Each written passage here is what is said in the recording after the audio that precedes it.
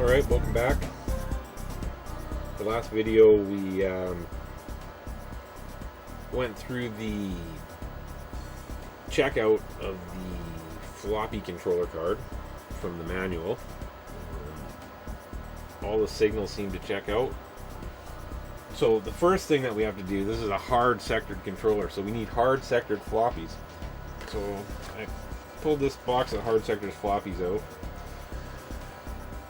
On the side it says AES Super Plus. So I did some looking. Turns out that these are 16 sector floppies. There was two type of hard sector floppies, 16 sector and 10 sector. Unfortunately, this controller uses 10 sectored floppies. And they are like almost impossible to find. I couldn't find any. On eBay, all the looking, there's some. So I'm like, what am I gonna do? I found some a few years back, somebody made like a punch that you could punch some floppies. I'm like, okay, what are we gonna do here? Should I get like a hole punch and punch some holes in it? So I thought, I have a CNC machine at my work that I had for a few years. Thinking I could probably do something with that. So what I did is I did some measurements, tried to find some information about the holes. Couldn't find any like blueprints of how a floppy is made, where the holes are aligned. The only thing I could find was the index hole on a floppy is at 104 degrees from top center. And I took a micrometer and I measured the hole. So I'm thinking that the diameter or the radius where those holes are supposed to be is about 1 inch. I cut one of these 16 sector floppies open. I'll find when I did it, or the one I cut. So I cut this thing open, sacrificed this one for the cause, and I did some measurements on it. Pretty sure that that's a 2-inch diameter or 1-inch radius, and the index hole is in between two of the sector holes. So this one has 16 sectors, so it's not going to do us any good. So what I did is I did some math calculations with the 104 degree offset, and I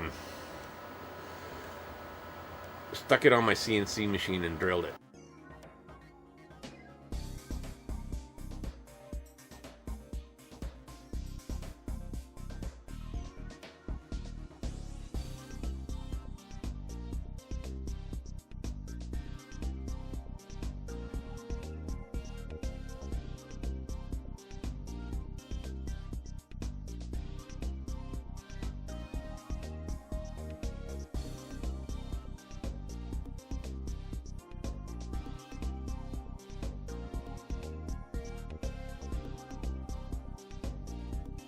But what I did at first is I was just kind of lining it up on the origin. But if you notice that if you grab one of these things, the disc kind of flops around inside the sleeve. So I was just kind of lining it up on the index hole. Has like I was just kind of lining that up and then setting it on there, and then I just kind of drilled it. But it wasn't very precise. So what I did is I made a jig with a precision spindle that this sits on with a reference hole, so I could set this in the machine, line it up perfectly, and then drill it. So I'm thinking that this is probably gonna work. Maybe we'll find out. It was actually, once I got this set up, I could make them pretty fast. I made a bunch of them. So we will try it out. So like I said before, I have the software that writes the disk image to the disk in ROM. So we're going to go ahead and load that up. So that software's at execute at D000. And there it is. So select your drive, 1 to 3. So we got it hooked up to drive 1.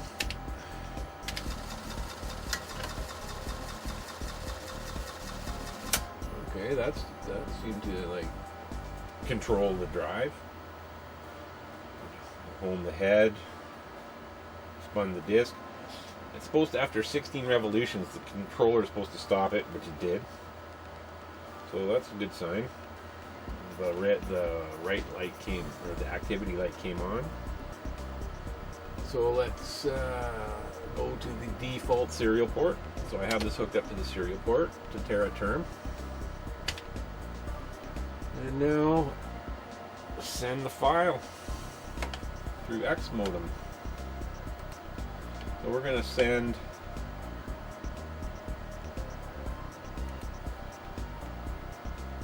a CPM boot disk. And what happens is, the way that the software works is it loads, fills up the memory with part of the drive image. So depending on how much memory you have, if you have 8K, it'll fill up the 8K and then it'll write to the disk, and then it'll fill up another 8K and write to the disk. I have 48K, so it's going to fill up probably half the disk image and then write to the disk, and then fill up the other half and then finish writing to the disk. So what we'll do is we will fire up the X modem and we'll see what happens. Okay, let's see, you can maybe see that up on the other screen there. Alright, it's loading. So it should probably load up close to 48K of the disk image. As soon as it gets up and around there, it should start actually trying to write to the disk. So let's zoom back onto the think about doing the disk here.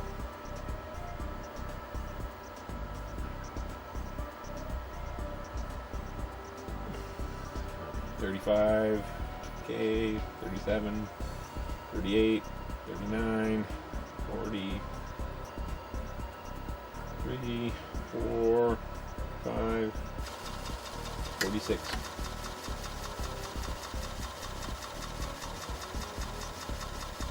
Oh no.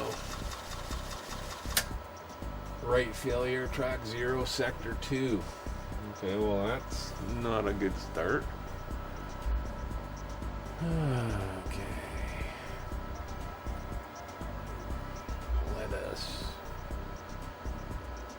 Let's try that one more time.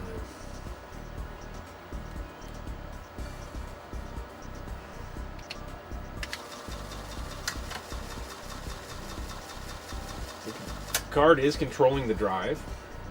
That part is going well. There's an error transferring the file or writing to the file. Let's go back to serial port 1. One more try. Transfer X modem, send. Okay. Huh. Well, it can never be that simple.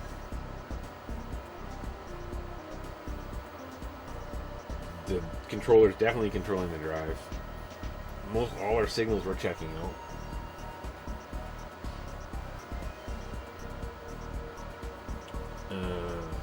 Maybe my drilling of the thing, of the sector holes is not right. Well, we can check that. We can check and see if that's like showing up.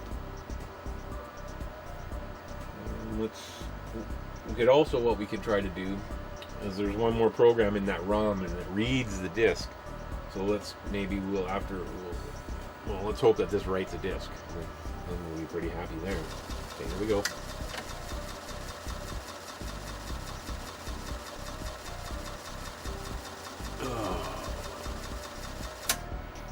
Great failure, track 0, sector 2. Okay, we got problems here. So let's exit. Let us load D800. And let us try to read the disk and see if anything got written to it. Okay. We're going to X mode on receive. We'll call that test. Save. Okay. That's not good.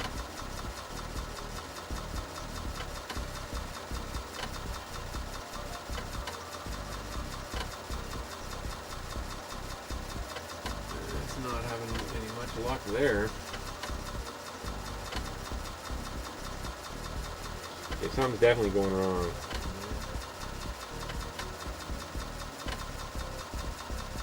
This drive it's a good drive, I know that, because I've been using it on a different system.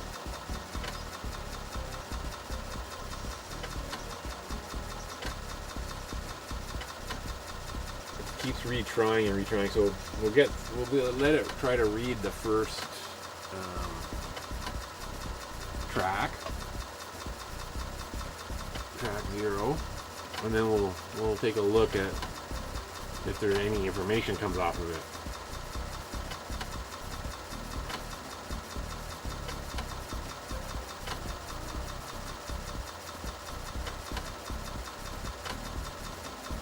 Looks like we're into troubleshooting time.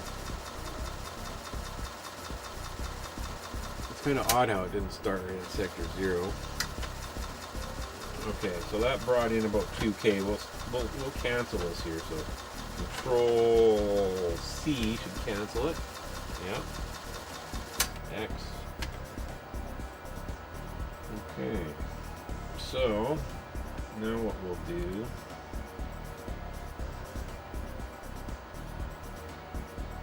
is we'll bring it up. Okay, so we read back one track's worth of data. I was erroring out the whole time. So what we'll do, sorry about the wires. Maybe we can get these out of the way.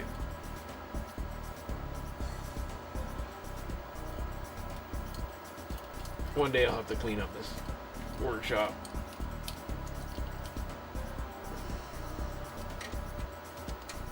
Okay, that's a little better. Okay, so let's pull up the disk image in a hex editor.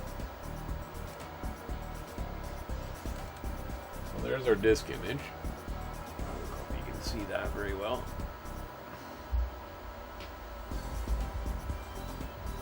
And then let's open up what we read back and see if anything is there, if there's anything there. All right. Oh yeah, there's stuff there.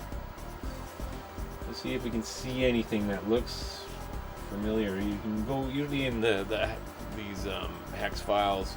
You can see some text somewhere. So I see right here, EDIR ERA type saver user.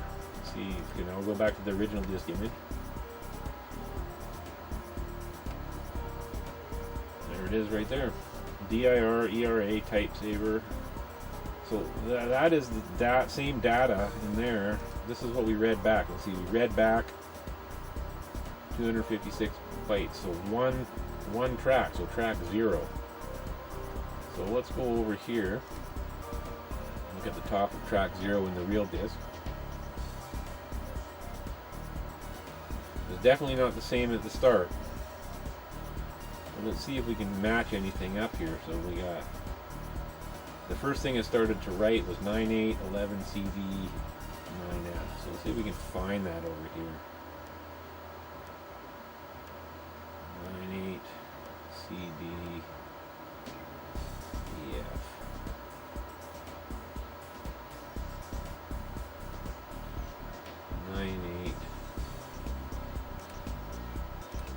9811CD9F. 9811CD9FC3DF. Now look at that. So it started to write right here, and that is right there. And that's the actual data. So why don't we strip out the first track of what it's supposed to be? So 10 tracks times 256 bytes, so that should be 9FFF. So we'll take that out. We'll copy that to a new file.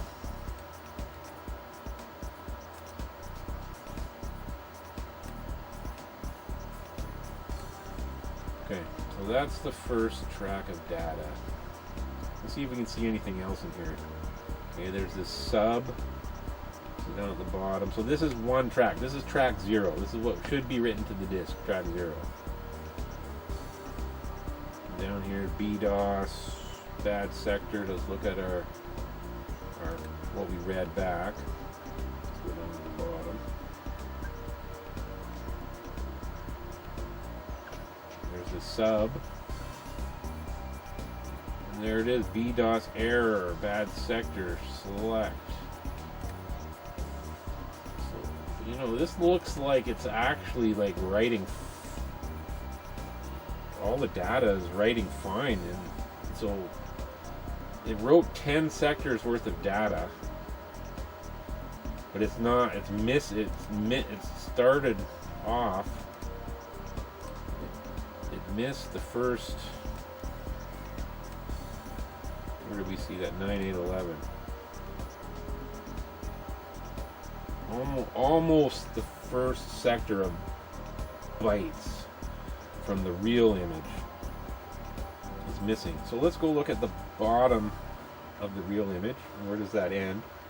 Well, this is what's supposed to be written at the disk. So it's right around this bad sector thing. Bad sector, select file 36. So let's look at the test. Bad sector file. Is there anything around there? We're looking for a 36, just right in around here.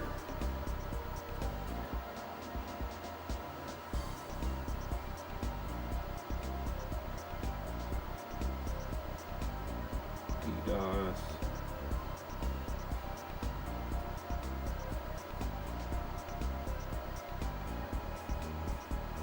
There it is, 36.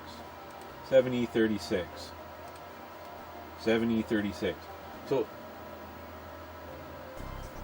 it's writing. So all the, like we said, the timing seems to be good. It's writing sectors. Just they're not right. But all the data is right, but it's offset. So the last thing is 36. This is the what's supposed to be there. And we see that it's up here. So we have another blob of data after that. So let's look OOB7CO. Now let's look at the real disk image. We'll go down to see track. So this is where track 1 is supposed to start. OOB7COC309AE. OOB7CO3C309AE. So that is the beginning of track 1 on the end of our track 0.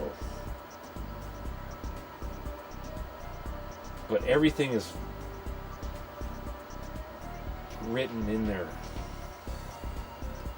I'm wondering if it's part of the software.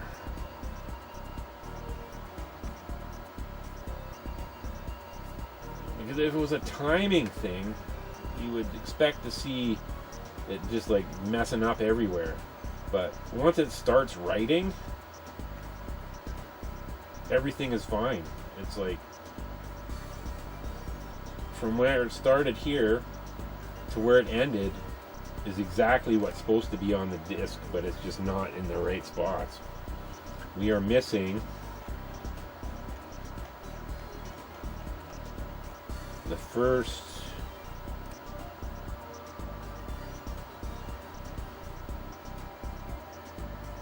Alright, there's 9/8 CD. 9FC3. Let's strip that off.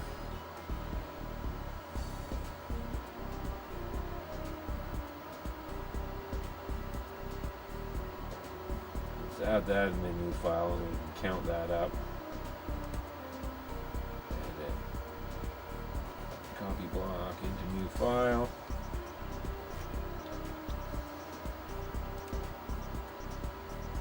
$232 bytes.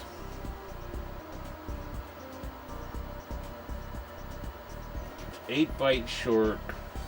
EF, no, it's more than 8 bytes. So it's missing the first 232 bytes, and then it actually starts writing. Now, is that a memory problem with our memory card? Or when the data gets transferred from over the serial port, we're missing the first set of bytes? Or is it somehow delayed because it's erroring out, because there's a checksum? So maybe it's calculating the proper checksum, but then it's writing, it's like, doesn't catch on. So let's try writing again and see if it writes at the same spot.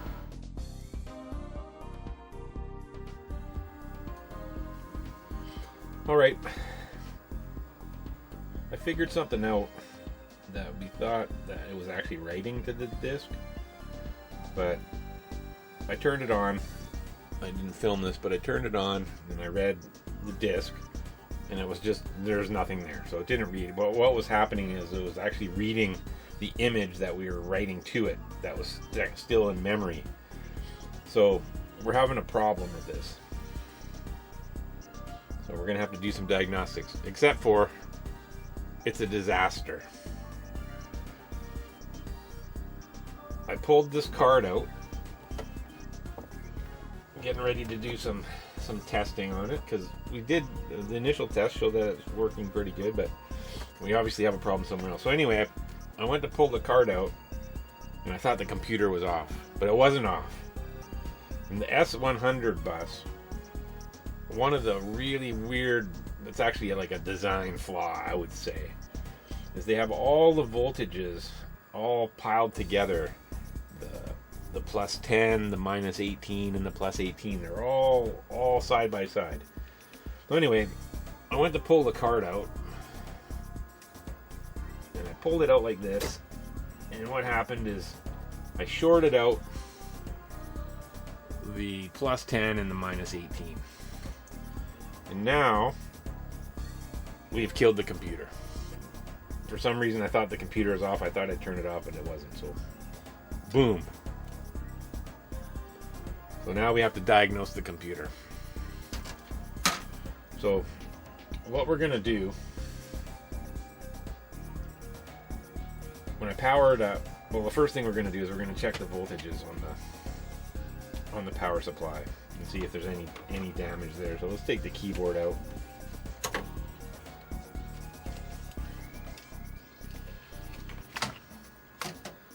Disconnect the power supply.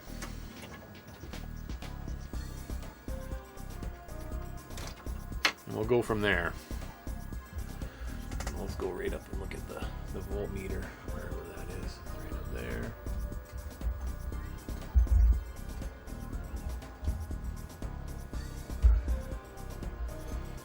All right. So we'll start with the S100 bus first and see, because that's what got shorted.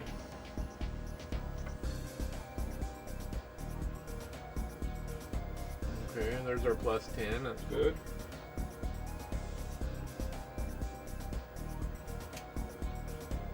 Plus 19.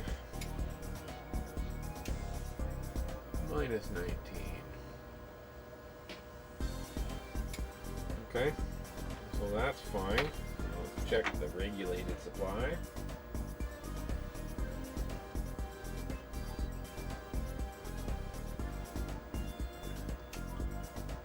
Plus 12,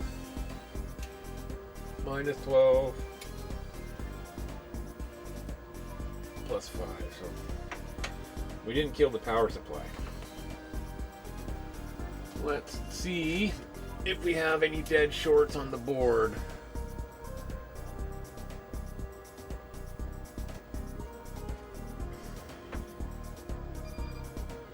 So we will check ground 2.5. Good.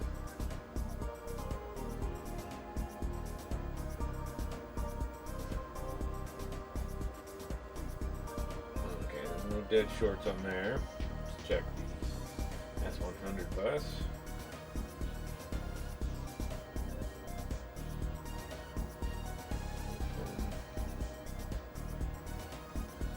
Open. All right. Okay. I think we can apply some power to it. So we'll move the camera back and see where we're going to be.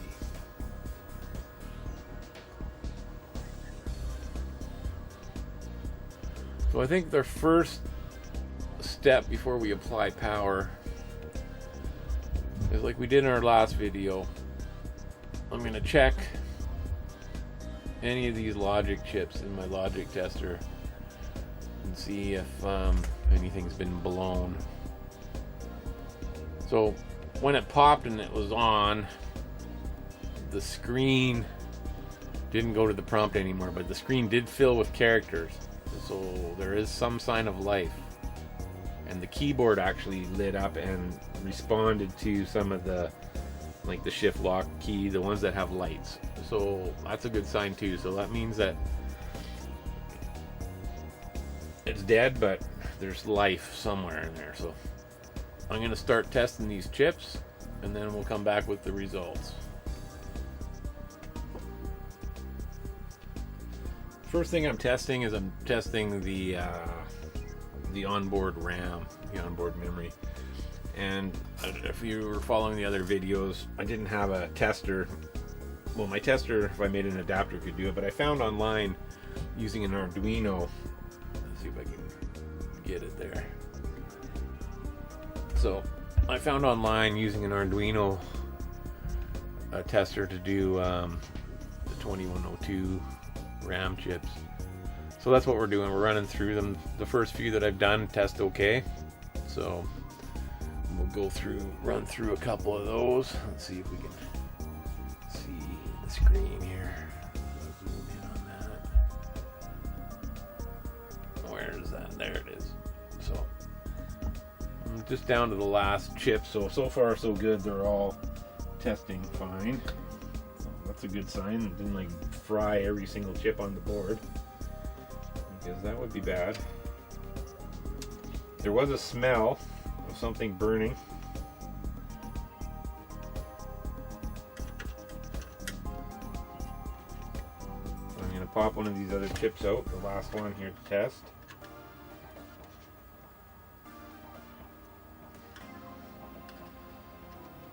And then that's a good sign. Then we'll start running through all the logic chips.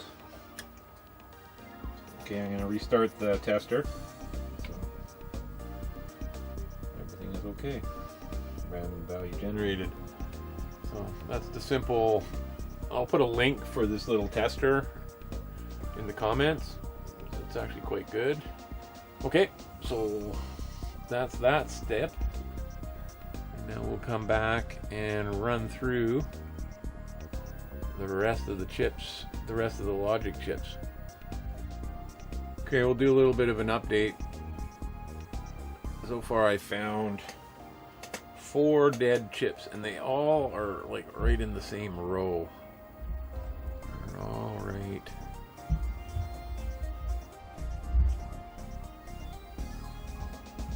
here. So we got 1, 2, 3, 4. Third logic chip. This chip I can't test, but we'll have to test it. And then this one up at the top here, and all the other ones that I can only test the logic chips quickly in the tester. So what we'll do is we're gonna fire it up, because I started on the next row.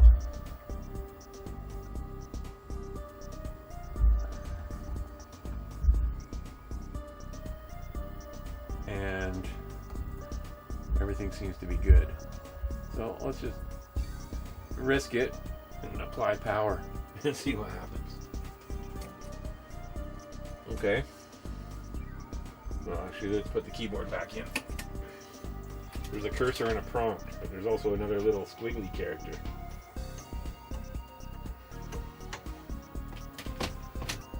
Okay, keyboard is in. Fire it up. Okay, so that is showing something odd. It's like a pound and then a prompt and a thing and a pound. So let's put uppercase. Okay, the keyboard is working, so this is a good sign. Uh-oh. Yeah, well, that's enter. So when I hit enter, it's doing an odd character. Let's try to use a command, dump. Say, I don't have any memory cards, so we'll have to test the onboard RAM C800. Nothing showing. So it's putting a question mark when I hit the... Okay, it's sending a wrong character on the equals. So does that mean that there's a problem with the keyboard, or still some more of the logic chips, or even some of the buffer chips that we haven't been able to test, or some of the other chips? There's some flip-flops and things like that. So let us continue on with our chip testing of all the logic chips and see if we can find any more bad ones. The keyboard's back in. So pop that out. So I checked all the logic chips that I could on the board, and everything was good, just other than the 4 that I found that are bad. And like I said, it seems to be all in this one row. And we have a few over here too. We have a couple chips that we can't test.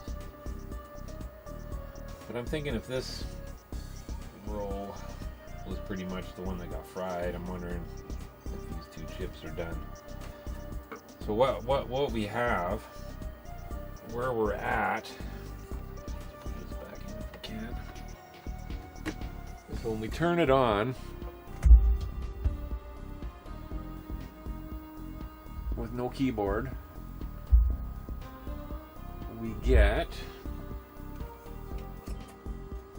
a prompt and a cursor, but we have that C, and then inside the cursor there's another little C. This is without the keyboard.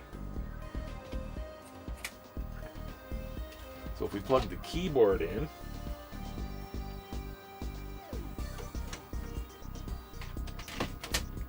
and turn it on, now we get a star, or a, and inside the cursor is the same thing. So we have all the keys seem to be working. So I'm going to say the keyboard is fine. When we hit return, it errors out. So say we're going to enter a command like dump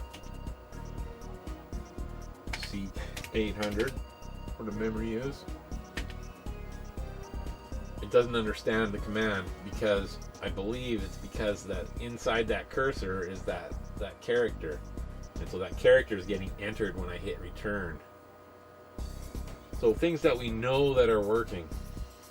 Let's turn this off, and we'll unplug the personality module, which is the ROM, and fire that up. Whoop.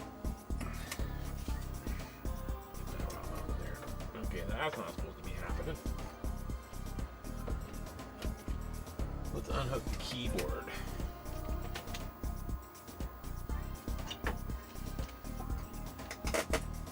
Okay, so the keyboard is unhooked. Now that tells us that the video RAM is working. The CPU is running because it's flickering. We hit reset, the flickering should stop, which it does. So the CPU is running, and the video memory is working. So when we plug the keyboard in though, we should have that same thing should be happening without the personality module in. And that is not just what's happening. We're getting a bumble on the screen. So we need to trace down, get the schematic out. So we'll pop the schematic up and we'll kind of... So the keyboard is working when the personality module is in, but when it's plugged in and no personality module, it's kind of frozen. So we still have some blown chips on there. So I'm going to test the chips on the keyboard now, the ones that we can. But I'm thinking that it's not the keyboard, just because all the characters are working and we get the weird result with the personality module in, with or without the keyboard. So I'm going to take the chips off there and test the ones that I can, and then we'll go from there. Okay, the first thing I did here was just check all the signals coming out of the keyboard, and everything seems to check out. So I'm gonna eliminate that as an issue. So the keyboard is working, all the keys are coming out, the control lines seem to come out. So like home cursor is working, clear is working, local is working, doing its thing, sending out the right data. So the keyboard is functioning. So I don't think anything got burned up in there. So what we found was that when the keyboard was in and you pulled the personality module, we weren't getting the 9, the screen full of 9s flickering. But when the keyboard was out, then we were. So it's almost like something on the input of the key on the board where the keyboard comes in is maybe clogging it up. So I pulled up the schematic. It's under the light here, but it's up there. Let's see if we can zoom in on that. So these chips here, this is where the keyboard comes in.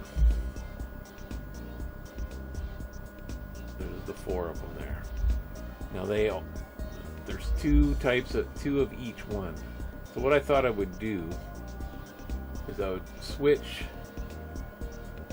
the 2 chips,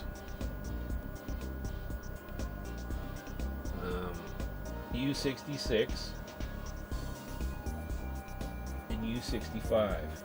Just switch them around and see if anything happens. See if there's a difference, and then we'll switch U78 and U79. We'll flip those around and we'll see if there's a difference. So let's give that a try. Okay, let's just zoom up over to the screen and see what happens when it's on. So we have this. The keyboard's not connected right now, so we have a C and a C inside the prompt. So let's turn it down, switch those 2 chips, get them out properly. So this is one way that you can sort of test different things. If you have same chips on the board, you can just interchange them, see if anything different happens. And these chips are right near the ones that were blown. So it's almost like the center of the board took the brunt of the damage. But most of these chips come from the go to the S100 bus. So okay, let's see what we got. Okay, there's a difference. By switching those chips, now it's a backslash. Went from a C to a backslash. Let's plug the keyboard in and see if that makes this. See if anything else, anything different is happening.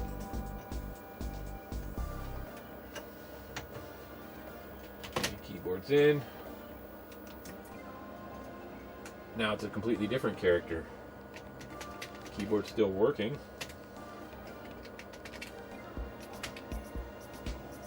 Now it's a yeah. So let's try DU C800. Nope, still erroring out, but by interchanging those two chips, we have a difference. We have something different happening. So let us see if we can go to the parts bin and find one of those chips. Alright, I went to the parts bin and I actually found one. So that's a good sign. We'll see if we can swap this out.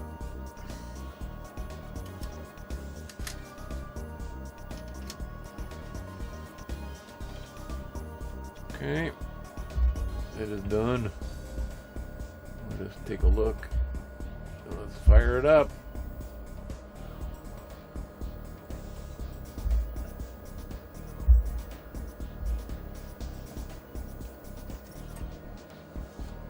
Nothing.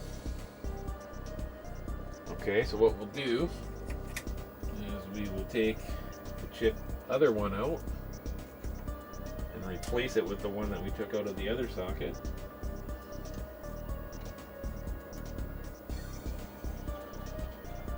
So this is kind of one way of troubleshooting it, and then it could get worse where we have to bring out the logic analyzer or start with the scope and then trace signals around. Okay, so I've switched the other chip and see what we got. Look at that, a cursor and a prompt with no weird characters. Okay, let's hook the keyboard in. This is looking promising. Come on, let's go. Prompt. Keyboard's working. Okay, now I have no return.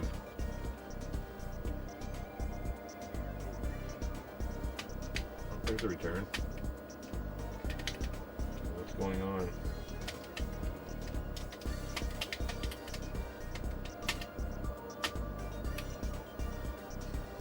DU C800 return. That worked.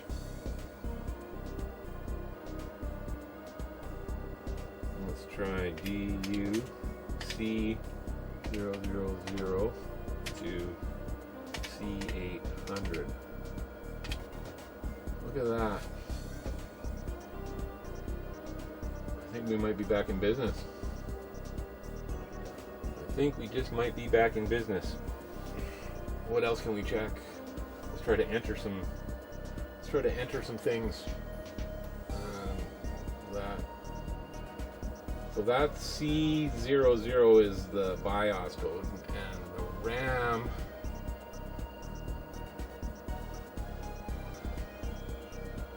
is it at C800? Or is that the video? I can't remember. So let's read dump C800 to CFFF.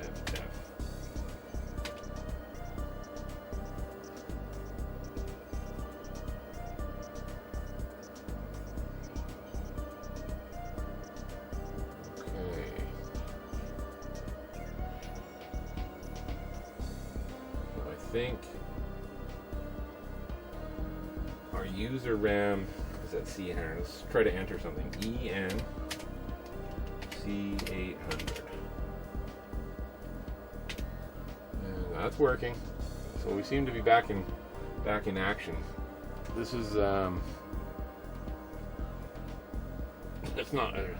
Could have been a lot worse, but this doesn't necessarily mean that we're out of the dark yet, because we got to try to put the other memory card in and see if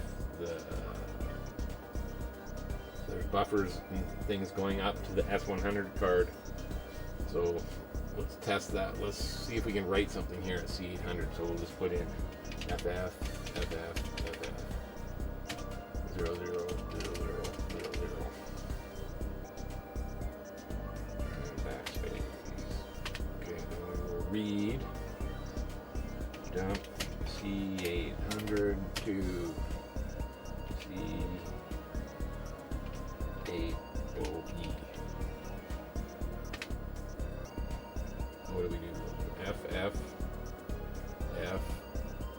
00. That worked. Okay. So I'm going to move that laptop out of the way here and get back to where we are.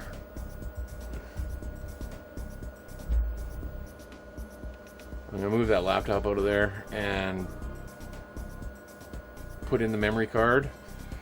Okay, so this memory card was in there when the whole thing blew, so when it was shorted, so let's hope that this memory card didn't get shorted.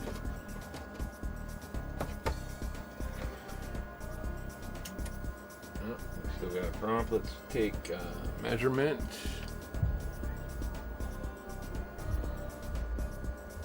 Let's take a measurement of the juice. Volts.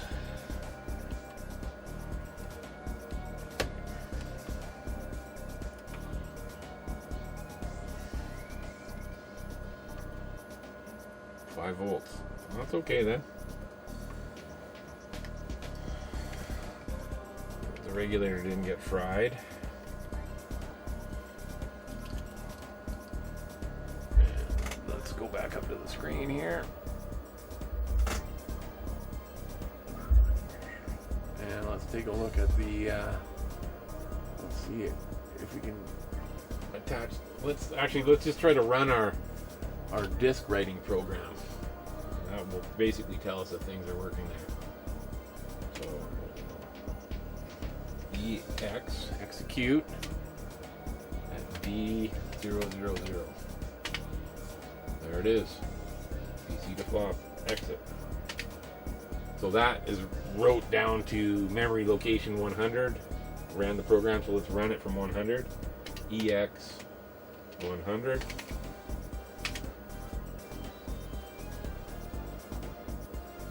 PC to flop. Exit. Okay, the memory card is working. That is good. Could have been a lot worse. So what do we have? For dead chips, we got a handful here. 4. 5. I believe it's 5. Let's see.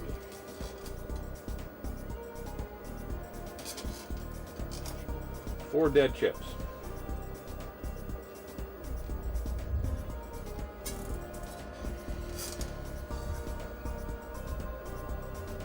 We are back in business. So now we can move back to troubleshooting.